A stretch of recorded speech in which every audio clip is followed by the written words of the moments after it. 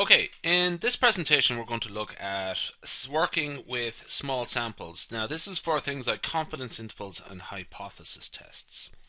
So just first off, n is our sample size. That's how we commonly denote sample size in statistical inference. And so we divide a sample up. Essentially we have two categories for a sample: large sample or small sample. So if n is greater than 30, we call it a large sample. If n is less than or equal to 30, we call it a small sample. Okay. Now, if you're working with two samples, okay, two small samples, or two samples, for example, two sample tests, and you will actually see a few of these knocking around. I'm going to talk about them later.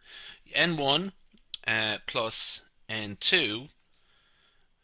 So essentially just treat that as an overall total. If the overall total is greater than 30, large sample. If the overall total sample size is less than 30, small sample. That is the way I sort of carry out that myself. Okay, so that's just for two sample procedures. Okay, and I'm going to talk about that later on. Okay, now just actually, why 30? Now, the reason is, it's a very mundane reason. It's because that's usually the amount, like when these are tabulated in statistical tables, it goes up as far as 30, step by step, like 24, 25, 26, 26, 27, 28, 29, 30, and then it sort of skips to 40 and 60 and so on. So that's sort of the reason why it's sort of chosen. It's just the sort of tables sort of tabulate up as far as 30, like statistical tables. Now, in some other tables, they go up as far as 50, and sometimes in a lot of courses, rather than the 30 being the threshold, 50 is the threshold instead, and that's perfectly correct also. It's just, depending on what tables you use, this sort of threshold of 30 is just whatever is convenient. Okay? Now, so when we're doing like statistical inference procedures, we would work with a point estimate, okay, in confidence intervals and hypothesis testing. The matter of small samples doesn't really have any effect there. It doesn't change anything at all if it's large sample or small sample. Quantiles, there's a big difference there. So this is the key area where the sample size would have an effect, depending on whether you're doing a large sample or a small sample. But also, just watch out for this. If you're looking at your statistical tables, I'll come back to the quantiles and confidence intervals later on. But just to remark first off, that you could, in some situations, have a different you might have to work with a different standard error depending on if the combined sample size is small. Okay, so for example, if n1 plus n2 less than or equal to 30, different standard error formula when if different to if it was a large sample. Okay, so watch out for stuff like that. Okay, large sample or small sample. In that case, what you might have to do is like calculate pooled standard deviations and things like that. Okay. So anyway, the main thing actually, the main area where the sample size is relevant is quantiles and critical values. Quantiles being part of confidence intervals, critical values being part of hypothesis tests. Really, the numbers they're generated the same way. We just have a slightly different interpretation as what a quantile and a critical value is. But anyway, the main thing is we would use tables or a distribution and correspondingly a set of statistical tables called the student t distribution. Okay, so that's just spelled student there. Okay, student was a like a pseudonym for a mathematician who worked for Guinness Brewery in Dublin. Okay, so he wasn't now published under his own name, so he used the name student, and he came up with this table, this distribution, the student t distribution.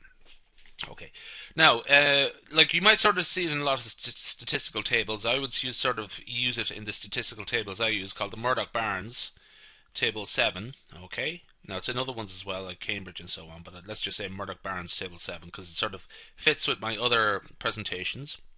Now, the key thing we're going to work with there is the degrees of freedom, n minus 1. So if our sample size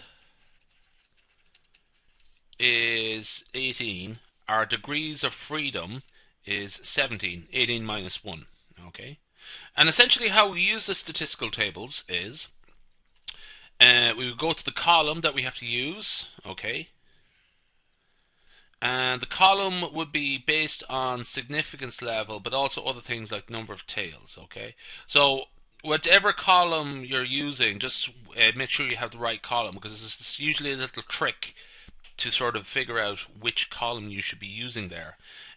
For the Murdoch-Barnes table 7, the little trick is alpha divided by number of tails, okay?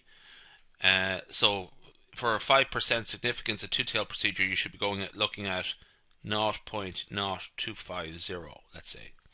And then down the rows, we would have the degrees of freedom, okay? So degrees of freedom and 17. Okay, and so whatever number is here, whatever number is there, you would use that number as your critical value or your quantile, depending if you're carrying out a hypothesis test or a calculating a confidence interval. Okay, so that's the degrees of freedom. That's based on sample size.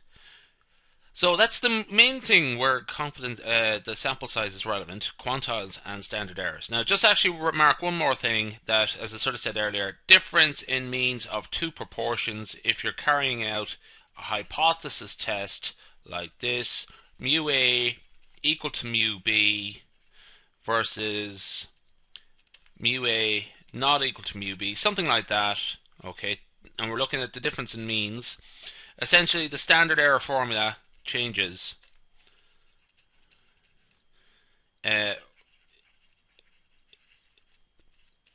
is different if a small sample, small combined sample. So what I'll let you do there is let you have a look at whatever statistical formula sheet you're going to be using in your exam and just see if you can check that yourselves, okay? So I'm going to sort of talk about this. I mean, this is all the main key points about using the working with small samples. That, you know, watch out for the student. Essentially, the key thing, actually, the one big takeaway is we use this thing called the student t-distribution, okay, for small samples. But also watch out for a couple of standard errors, changes in the standard error formula.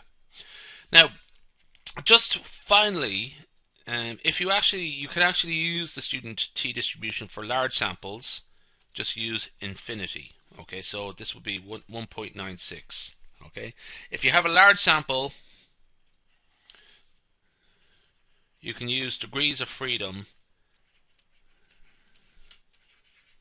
infinity.